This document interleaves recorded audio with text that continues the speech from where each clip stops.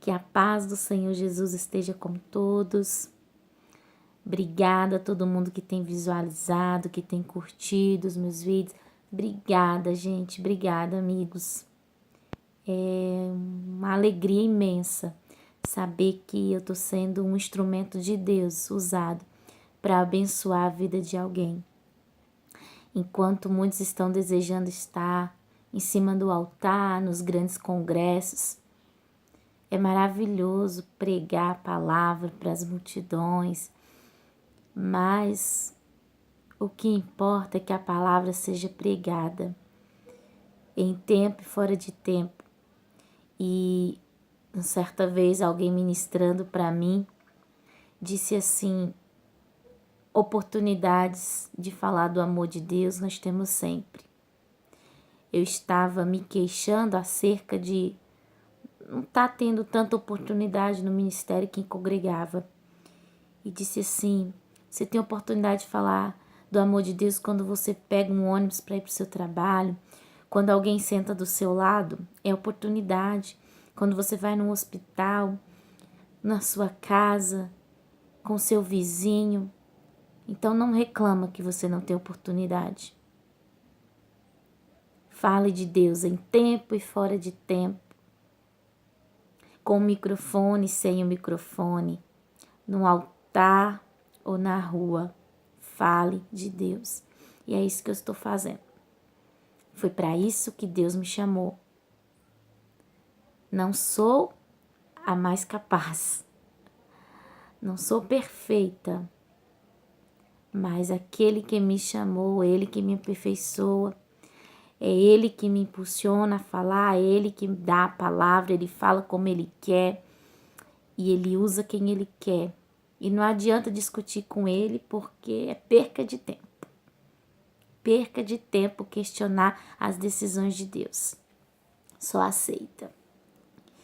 E hoje eu estava, essa semana, fiquei a semana toda com desejo de gravar algo, mas com aquele sentimento assim, será que eu devo compartilhar isso? No começo da semana passada, o Senhor me deu uma palavra no livro do profeta Isaías, Isaías 41, versículo 10, bastante conhecido, onde o Senhor diz assim: não temas, porque estou contigo, não te assombres, porque sou teu Deus, eu te esforço e te ajudo, e te sustento com a destra da minha justiça. A parte A do versículo: não temas, eu estou contigo. Eu aprendi na aula do pastor Marcos, amado pastor Marcos da nossa igreja, Ministério Casa de Oração da Igreja de Cristo em Planalto. Nos cultos de ensinamento, o pastor Marcos disse algo que me chamou a atenção. Ele disse que o medo é espírito. Porque o Senhor diz na sua palavra: eu não dei a vocês um espírito de temor, mas sim de ousadia. Então eu entendi que espírito é um medo. Que o medo é um espírito. E que o Senhor não nos deu o espírito de medo. Mas como não sentir medo? Como não se sentir sozinho? O Senhor disse: não tenha medo, estou contigo. Salmista Davi disse: ainda que eu andasse pelo vale da sombra da morte, não temerei mal algum, porque tu estás comigo. Você já andou pelo vale da sombra da morte? Você já atravessou um deserto? Você já passou por uma luta e olhou para todos os lados e se viu sozinho, sozinha? Eu sim. Quantas vezes o Senhor fala conosco: eu estou contigo, não temas, não te assombres, eu te ajudo, mas parece que você não consegue enxergar. Ano de 2014. Janeiro de 2014.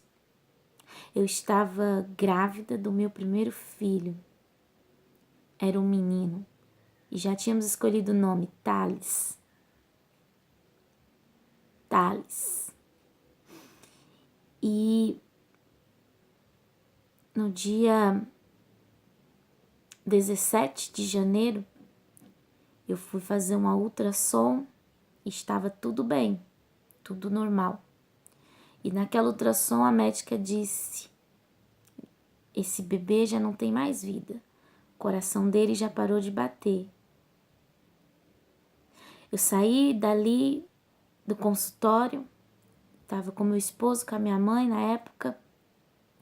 Primeira coisa que eu fiz, liguei para a missionária, liguei para o pastor, pedi oração. E eu não estava aceitando aquilo naquele momento. E você pensa que eu não orei?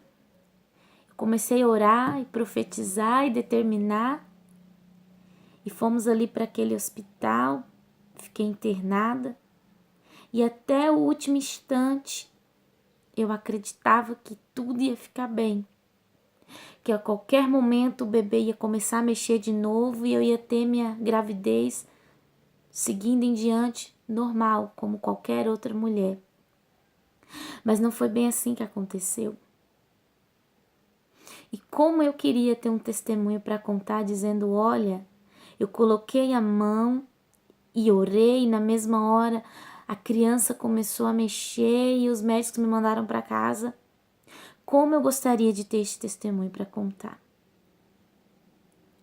E ali naquele hospital, sozinha, eu não pude ficar com a minha mãe, o meu marido não pôde ficar comigo, eu fiquei sozinha. E eu me lembro que eu sentia muito medo. E essa palavra vinha: não temas, estou contigo. Mas só que eu olhava e eu não via Deus. Eu procurava e eu não conseguia enxergar Deus na situação. Eu me senti passando pelo vale da sombra da morte e me senti sozinha. O que eu quero te dizer com este testemunho não é comover o teu coração, não é para que você diga assim, tadinha da irmã Laísa, não. É porque nas piores situações, ainda que você não enxergue, Deus está contigo.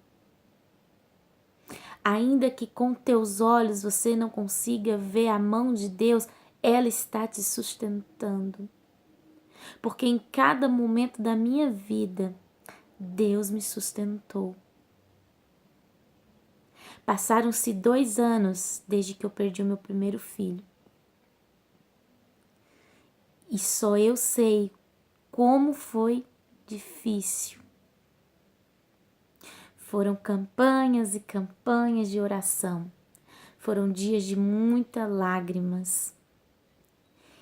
E quando eu pensei que não ia mais ter jeito, estávamos começando a iniciar um tratamento para ver se descobrir a causa, porque já tinha perdido o primeiro filho e agora não conseguíamos mais, né? Eu não conseguia engravidar de novo e já estava iniciando um tratamento de fertilização.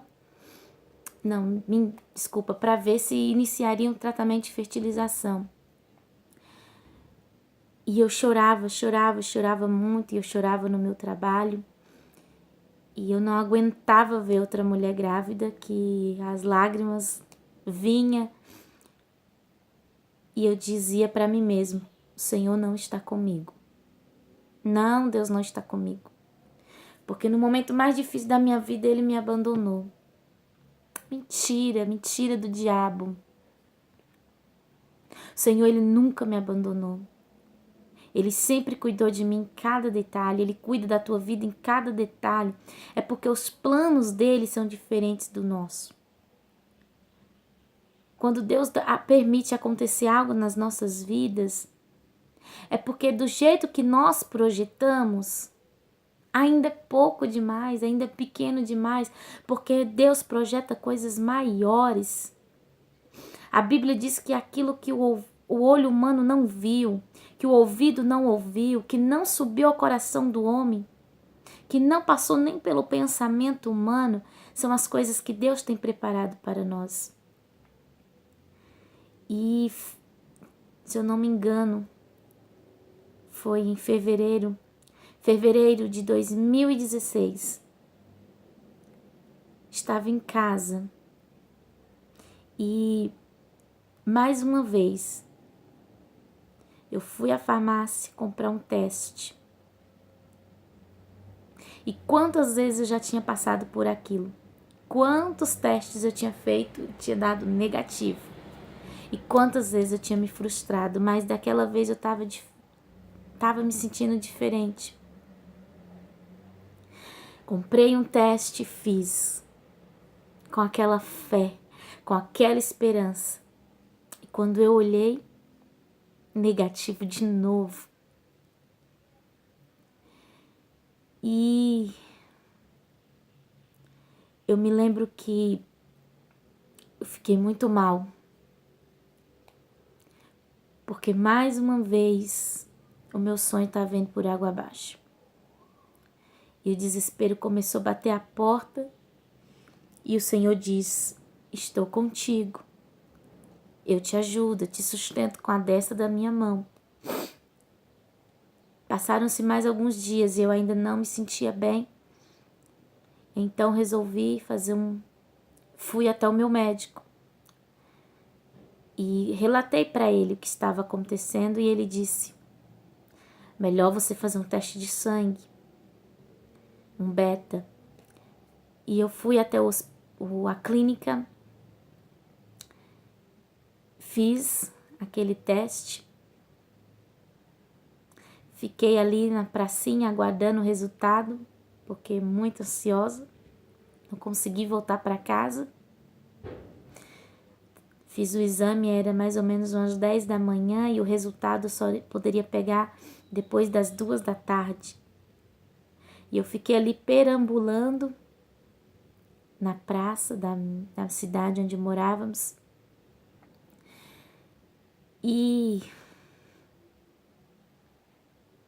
eu já tinha dentro de mim que não ia dar certo, que não ia ser dessa vez, e que eu não iria ser mãe, eu já tinha me conformado com isso, e que eu iria fazer tratamento e talvez, se não desse certo, a gente ia adotar. Eu já tinha traçado todo um plano. Eu já estava me colocando na condição que eu não seria capaz, que era melhor me conformar. Deu 2 e pouquinho da tarde, eu fui até a clínica. Quando o rapaz me deu aquele resultado que eu abri, estava escrito lá, positivo. E na mesma hora eu não aguentei, comecei a chorar ali, e as pessoas que estavam naquele lugar ficaram olhando para mim e falavam: nossa, louca. A minha vontade era de pular, de falar em línguas, de orar, de cantar. Liguei para minha mãe, liguei para meu esposo, liguei para minha colega de trabalho, porque foi uma alegria imensa, imensa, imensa, imensa. Era como se o Senhor tivesse falando: tá vendo?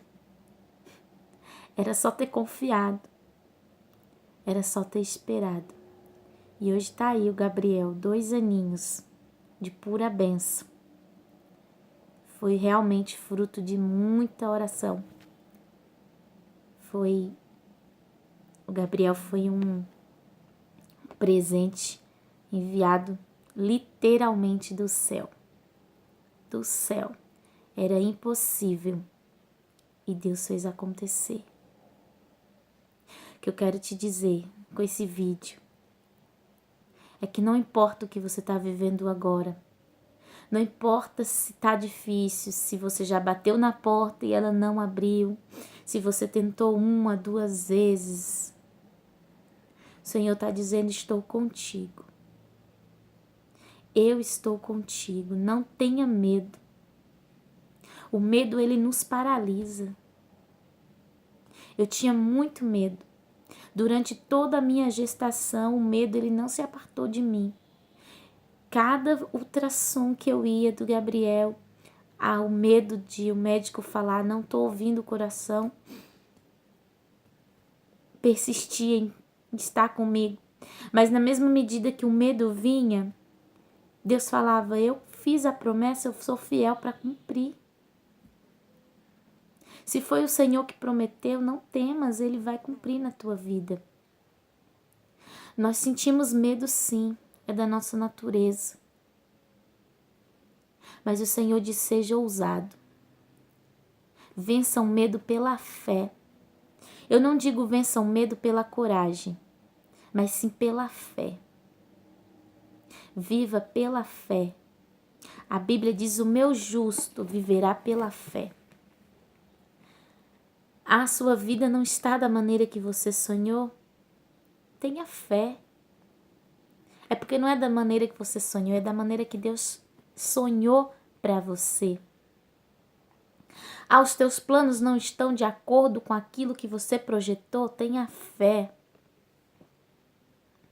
Irmã Laísa, você não sabe como que está a minha vida. Está tudo travado. Tenha fé. Vai dar certo, vai dar tudo certo sim. Eu não estou dizendo que esse vai dar certo. Não é que você vai ficar sentado esperando que as portas se abram, não. Tenta. Ora, persiste. Deus me provou por 2 anos. Como provou por 2 anos? A minha fé. Porque a cada... Não foi um teste negativo. Foram vários.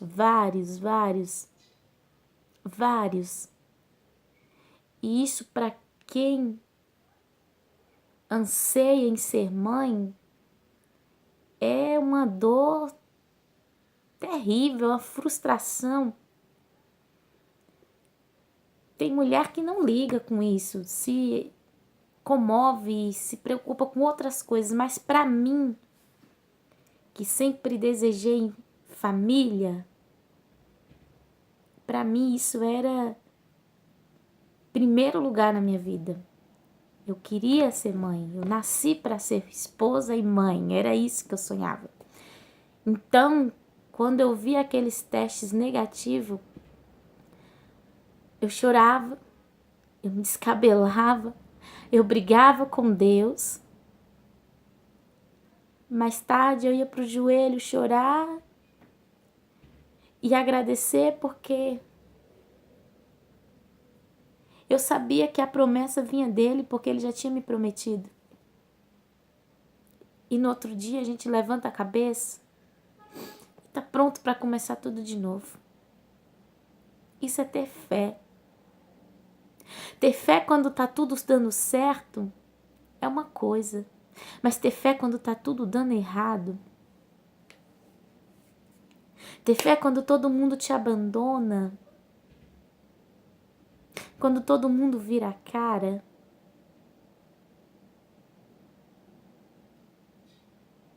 Isso é fé.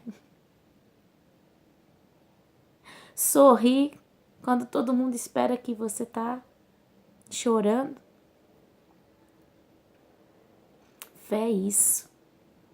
É chorar a noite toda e no outro dia levantar com um sorriso no rosto e olhar para o alto e dizer, como o salmista diz, eleva os meus olhos para o monte. E de onde me virá o meu socorro? O meu socorro vem do Senhor que fez os céus e a terra. Querido, eu aprendi uma coisa.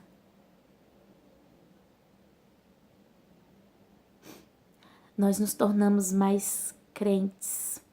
Essa é a palavra. Mais fiéis a Deus nos momentos de provação. Gente que só vive na bonança. Gente que não tem que enfrentar a tempestade.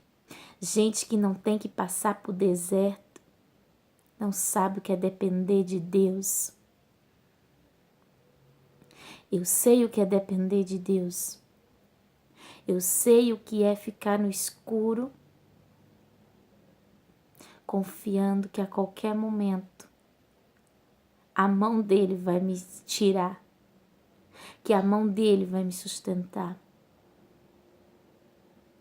Isso é fé, isso é ousadia. Eu sei o que é isso e você sabe também. Sabe quando Jesus vem andando sobre as águas no meio do escuro? O mar está revolto e os discípulos já estão lá no meio do barco e de repente vem aquela imagem, aquele vulto. E todos olham apavorados. Observem que todos estavam com medo e diziam: é um fantasma. E Jesus disse: não sou eu. E Pedro, mesmo com medo, ele disse: mestre, se é o Senhor que vem andando sobre as águas, faça com que eu vá até aí encontrar com o Senhor, que eu também ande. E ele disse: vem. E mesmo com medo, Pedro foi o único que desceu do barco. Aí você diz: ah, mas ele começou a afundar. Ele começou a olhar para a tempestade, para o mar, e começou a afundar. Mas ele teve coragem de sair do barco. Ele foi o único que acreditou e andou sobre as águas. E mesmo que no meio do caminho a tempestade o alcançou e o fez temer, ele ainda sabia que Jesus ia o tirar, que a mão de Jesus ainda estava estendida. É por isso que Isaías 41 diz: não temas, estou contigo, não te assombres, sou teu Deus. Eu te ajudo, eu te sustento com a destra da minha justiça. Ainda que você esteja afundando, a mão do Senhor está estendida para te socorrer. O Senhor diz: eis que a minha mão não está encolhida para que não possa salvar.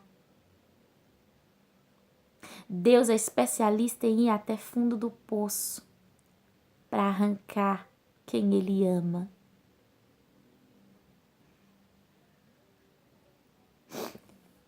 Eu tive medo, eu tive muito medo. Eu tenho muito medo ainda. Eu reflito nessa palavra porque eu sou medrosa demais. Mas mesmo com medo, eu acredito. Mesmo com medo, eu me levanto. Eu tenho medo de errar. Eu tenho medo de me precipitar. Eu tenho medo de falhar o tempo todo. Mas mesmo assim eu vou. Mesmo assim eu acredito. Mesmo assim o Senhor me impulsiona, mesmo com meus medos, a seguir em frente. Porque Ele é fiel. Ei, você, Ele é fiel. Quem nos prometeu não foi o homem. Quem nos prometeu foi Cristo. A promessa é dele. Ah, mas tem tanto tempo que ele prometeu. Eu esperei 2 anos por uma promessa. 2 longos anos. Mas eu recebi. O problema nosso é esperar. Eu estava ministrando lá em Vitória da Conquista uns dias atrás. E eu ainda não tinha falado sobre isso com ninguém. E o Espírito Santo tocou em meu coração.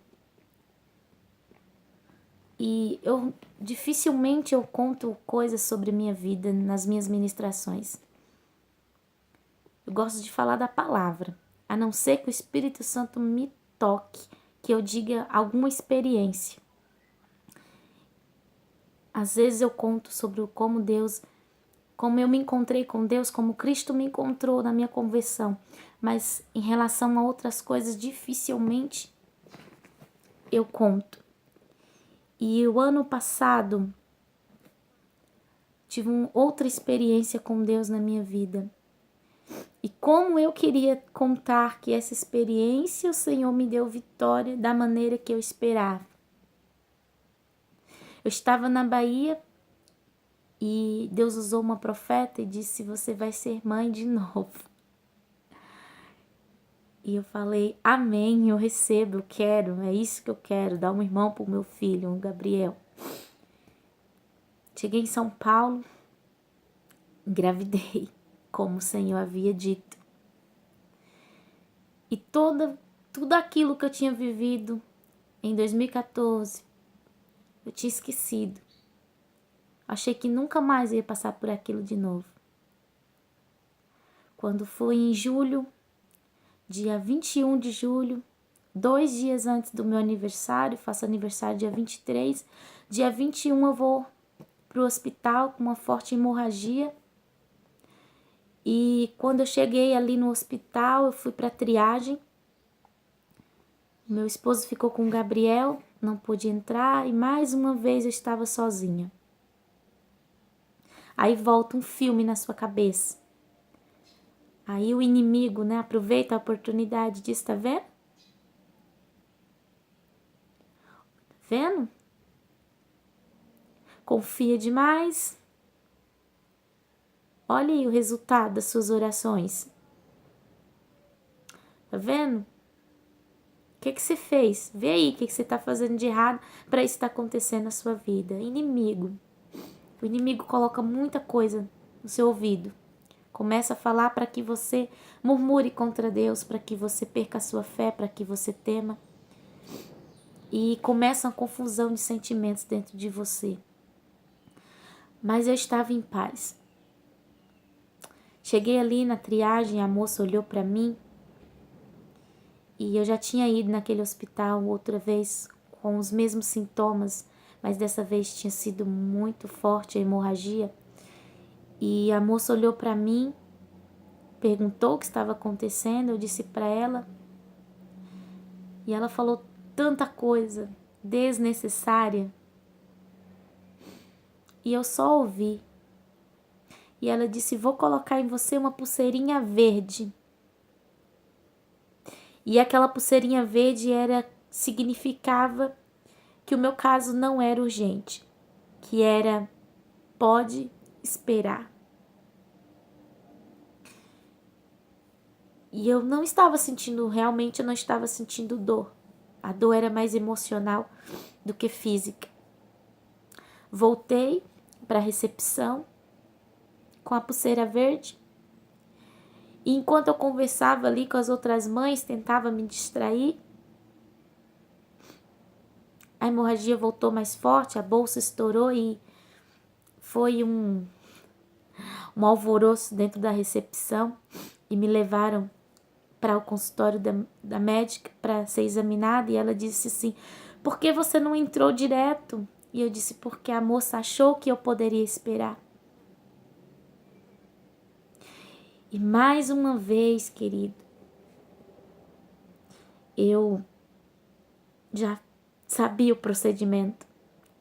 Mais uma vez eu fiquei internada, mais uma vez eu tive dores e fiz cirurgia e todo aquele procedimento que muita gente já conhece.